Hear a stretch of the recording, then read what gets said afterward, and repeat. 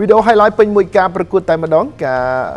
ប្រកួតជើងទី1វគ្គ8ក្រុមចុងក្រោយពីរង្វាន់សម្ដេចអគ្គមហាសេនាបតីតេជោហ៊ុនសែនលើកទី19ឆ្នាំ2025-2026ជើងទី1រវាងម្ចាស់ផ្ទះ ISI និងកោសាន់ជ័យដែលមានឯកសណ្ឋានពណ៌ខៀវទល់នឹងក្រុមភ្ញៀវបាទភ្នំពេញក្រោនឯកសណ្ឋានពណ៌ក្រហមការប្រកួតចាប់ផ្ដើមនៅម៉ោង6ល្ងាចដឹកនាំដោយអាជ្ញាកណ្ដាលរដ្ឋធានីបាទនិយាយថាការប្រកួតគឺពិតជាតាក់ទាញហើយដំបូងគេនោះគឺជាការប៉ុនប៉ងរបស់កីឡាករយ៉ែមដេវីតហើយ Moses Dyer សោកស្ដាយដែល David សម្រេចចិត្តបាទទាត់មិនបញ្ជូនព្រោះថាគេបានចលនាយ៉ាងល្អរត់ផុតខ្សែការពារទៅហើយរងចាំតែបាល់បញ្ជូនមកតែប៉ុណ្ណោះ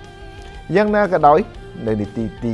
32គ្រាប់បាល់ដ៏អស្ចារ្យមួយគ្រាប់បានកាត់ឡើងពីប្រធានក្រុមរបស់ ISI និងកោសាន់ជ័យកីឡាករ Umaru Samura ដែលជាបាល់ clear របស់កីឡាករច័ន្ទហួងចំជំហរបាទទប់ធ្លាក់ដីហើយលោតមកវិញក៏ទាត់យកតែម្ដងសវែងសំណាងជួយសង្គ្រោះមិនទាន់នោះទេបាទស្អាតណាស់ការទាត់បាល់មួយជើងនេះយើងមើលពីបាទខាងក្រោយទើបដឹងថាបាល់នេះគឺបាទកោងទៅរកមុំតែម្ដង1-0នាំមុខដោយក្រុមម្ចាស់ផ្ទះ ISI មានបាល់ free kick មួយគ្រាប់បាទហើយជាការទាត់រំលងរបាទី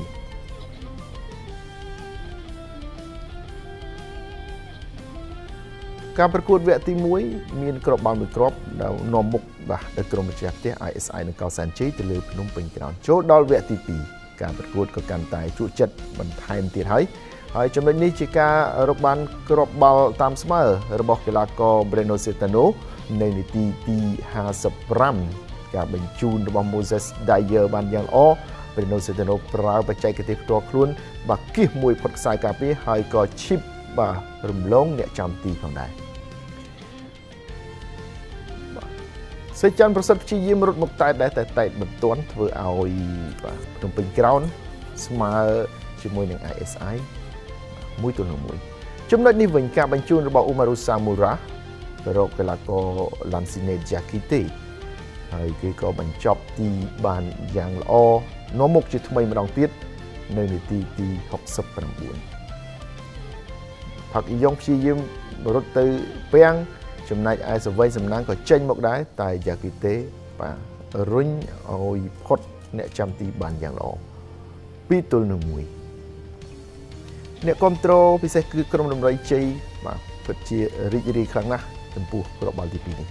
បែបណាក្តីនៅនាទីទី70មានកំហុសមួយបានកើតឡើងដោយសំអល់ទីណាយើងមើលត្រង់នេះការបញ្ជូនបាល់ចូលក្នុងប្រអប់បាទគេព្យាយាមរត់តាមពីក្រោយ Breno Cetano ហើយក៏ធ្វើឲ្យកីឡាកររូបនេះដួលនៅក្នុងប្រអប់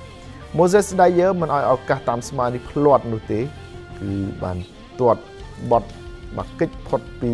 ការរារាំងរបស់អ្នកចាំទីលីកកដាបានយ៉ាងល្អមិនមានគ្រាប់បាល់បញ្ចូលទីគ្នាទៀតនោះទេហើយអាជ្ញាកណ្ដាលរដ្ឋធានីក៏ព្រមបញ្ជាបញ្ចប់ការប្រកួតជើងទី1វគ្គ8ក្រុមរវាងក្រុមទាំងពីរត្រឹមតែប៉ុណ្ណេះលទ្ធផលស្មើគ្នា